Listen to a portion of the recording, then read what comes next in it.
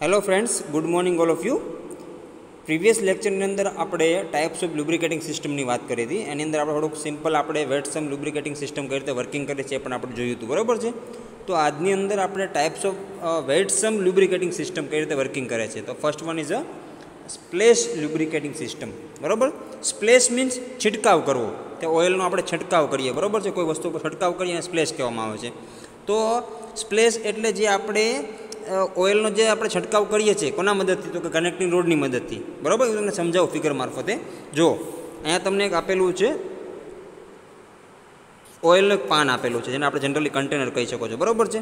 કન્ટેનરની અંદર આપણે શું ભરેલું છે? ઓઇલ ભરેલું છે, ઓકે। એની અંદર આપેલું છે સ્ટેનર। મેં તમને કીધું લાસ્ટ લેક્ચરની અંદર આપણે વાત કરીએ સ્ટેનરનું કામ શું છે, તો કે એને આપણે જે અમુક જે ડસ્ટ પાર્ટિકલ હશે એને રિમૂવ કરશે, બરાબર, ઓકે। પછી ઓઇલ પંપ જ્યારે રોટેટ થશે, બરાબર, ઓઇલ પંપ રોટેટ કરશે શું થાય કે સ્ટેનરમાંથી ઓઇલને સક કરીને ખેંચશે, બરાબર। આજે જે ફ્યુઅલ ભરેલું છે ને એ ઓઇલ પંપ રોટેટ થશે, બરાબર। ઓઇલ પંપ રોટેટ થશે એટલે શું કરશે, તો કે સ્ટેનરમાંથી ઓઇલ સક્શન થશે અને સક્શન થઈને સીધું પંપમાં પહોંચશે, બરાબર, ઓકે। હવે ઓઇલ પંપમાં જ્યારે ઓઇલ પંપ પહોંચી ગયું, બરાબર, ઓઇલ પહોંચી ગયું એટલે શું થાય, તમને આ લાઈન આપેલી છે, દેખાય તમને?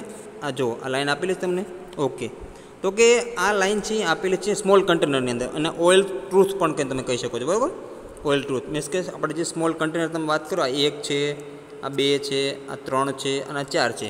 ટાઈપ્સ ઓફ સિલિન્ડર કે જેટલા સિલિન્ડર હોય એ પ્રમાણે આપણે એની અંદર સ્મોલ કન્ટેનર આપેલા હોય છે। આ મોટું કન્ટેનર છે, બરાબર છે, અને આ નાના નાના આપણે જેટલા સિલિન્ડર હોય એ પ્રમાણે કન્ટેનર આપેલા હોય છે, ઓકે ઓકે। તો પછી જ્યારે ઓઇલ પંપમાંથી જ્યારે સ્ટેનરમાંથી પંપ સક્શન થઈને પાછું આવશે, બરાબર, અહીંયા પેટ્રોલ ઓઇલ પંપમાં પહોંચી જશે ઓઇલ, એટલે ઓઇલ પંપ શું કરશે, ઓઇલ પંપનું કામ છે અલગ અલગ સ્મોલ કન્ટેનરમાં જે આપણે લિંક આપેલી છે ને એને આજે આપણે રેડ બ્લેક કલરનું બતાવે છે એને કહેવામાં આવે છે ગેલેરી, ઓઇલ ગેલેરી, બરાબર। ઓઇલ ગેલેરી મીન્સ એક વન ટાઈપ ઓફ એક નાની પાઇપલાઇન હોય, બરાબર છે। એ પાઇપલાઇન મદદથી આપણે ઓઇલને સ્મોલ કન્ટેનર સુધી પહોંચાડવાનું કામ કરે છે ઓઇલ પંપ, બરાબર છે। એટલે સ્મોલ કન્ટેનરની અંદર આપણે ઓઇલ અહીંયા પહોંચી જશે, બરાબર, નાના નાના કન્ટેનરની અંદર ઓઇલ પહોંચી જશે, ઓકે।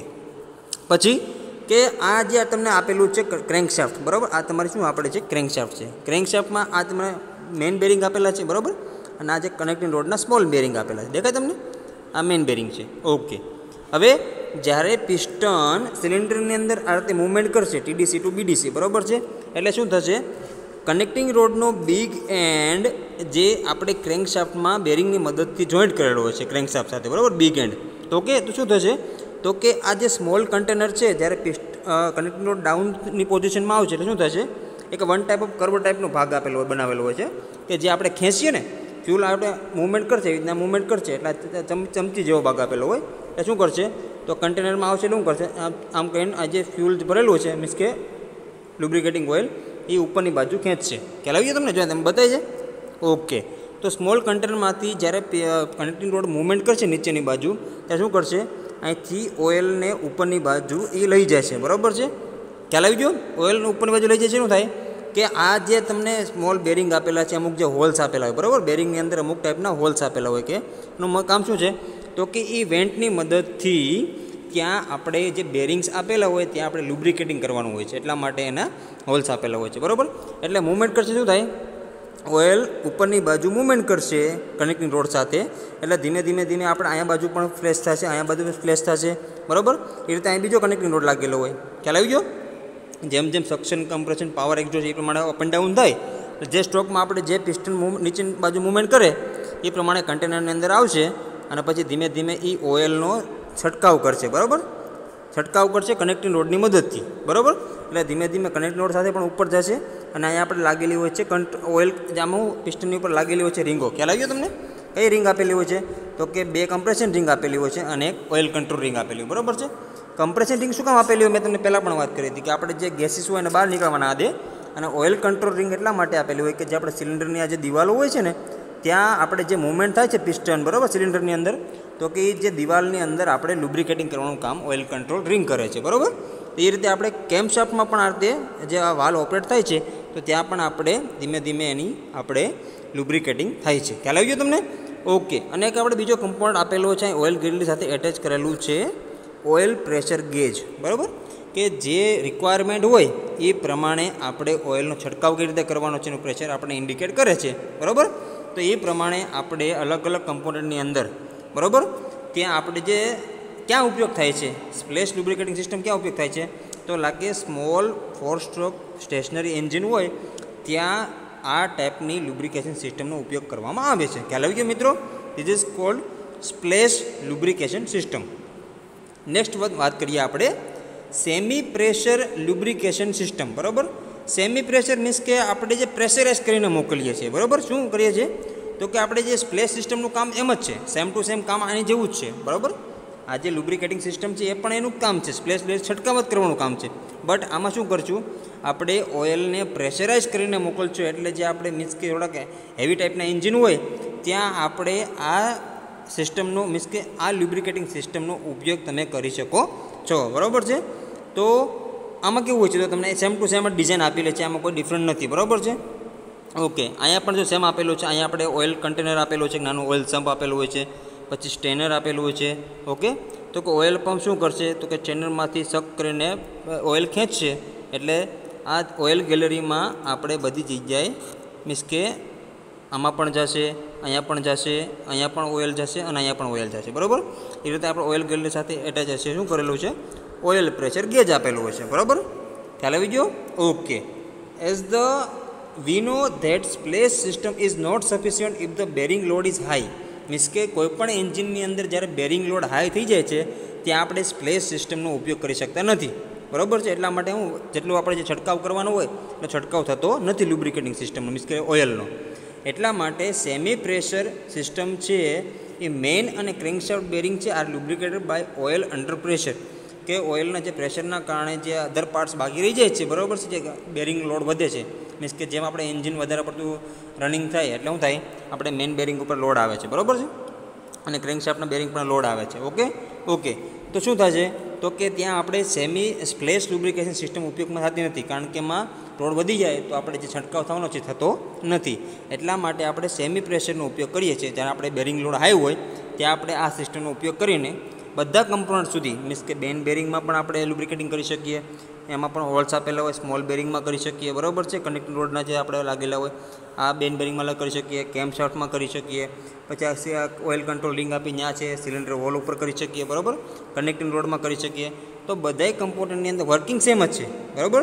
આની અંદર વર્કિંગ સેમ ટુ સેમ આપણે સ્પ્લેશ લુબ્રિકેશન સિસ્ટમની વાત કરીને, બરાબર, એ સેમ ટુ સેમ જ છે, કમ્પોનન્ટ પણ સેમ આપેલા છે. પણ શું છે કે જ્યાં બેરિંગ લોડ હાઈ હોય ત્યાં આપણે સ્પ્લેશ સિસ્ટમનો ઉપયોગ કરી શકતા નથી, ત્યાં આપણે સેમી પ્રેશરનો ઉપયોગ કરવો પડે છે, બરાબર. ખ્યાલ આવી ગયો મિત્રો? એના અંદરથી આપણે સિલિન્ડર વોલ છે, પિસ્ટન પિન છે, કેમ શાફ્ટ છે, ટાઈમિંગ ગિયર છે, પિસ્ટન રિંગ છે, એટસેટ્રા, આ પ્રમાણે જે કમ્પોનન્ટની જે લુબ્રિકેટિંગની જરૂરિયાત છે ત્યાં આપણે આ ટાઈપની સિસ્ટમનો ઉપયોગ કરી શકીએ છીએ, બરાબર. It enables higher bearing loads and speed to be employed as compared to splash lubricating system. મેં તમને કીધું એમ કે જે હાયર બેરિંગ લોડ હોય ત્યાં આપણે આ સિસ્ટમનો ઉપયોગ કરીએ, બાકી વર્કિંગ કન્ડિશન બંનેની સેમ જ છે. ખ્યાલ આવ્યો? પછી છે next one is a full pressure lubricating system. Okay, તો ફ્લુન પ્રેશરની અંદર કેવું હોય છે તો કે ફૂલ pressure lubrication system is most commonly used in which the lubricating oil under pressure is supplied to main bearing and crankshaft bearing through holes drilled in the supporting walls and bearing general as shown in the figure. Means કે આ લાઇનમાં પણ જો figure તમને જુઓ, બધાની figure તમને same જ બતાવે છે, બરાબર. બટ શું છે કે જે આપણે બેરિંગ પર જેટલો લોડ આવે છે, બરાબર છે, આપણે ઓઇલની અંદર કેટલું પ્રેશરની જરૂરિયાત છે, બરાબર.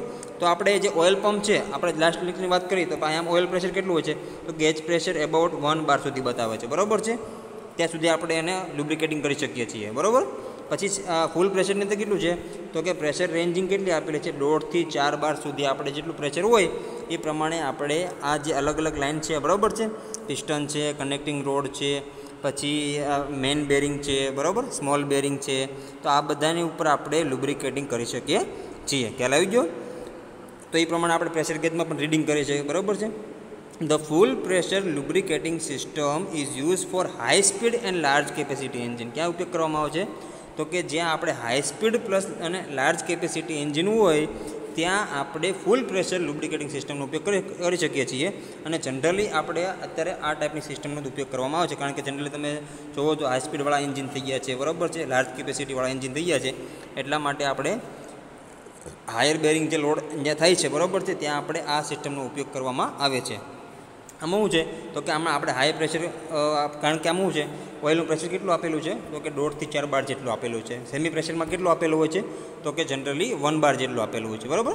તો આ રીતે અલગ અલગ સિસ્ટમ આપણે જે વેટ સમની વાત કરીએ, બરાબર, તો એ રીતે આપણે અલગ અલગ કમ્પાર્ટમાં જે મેઇન બેરિંગ આવે છે, પછી સ્મોલ બેરિંગ આવે છે, બરાબર, ક્રેન્કશાફ્ટની બેરિંગ છે, કેમશાફ્ટ છે, પિસ્ટન છે, કનેક્ટિંગ રોડ છે.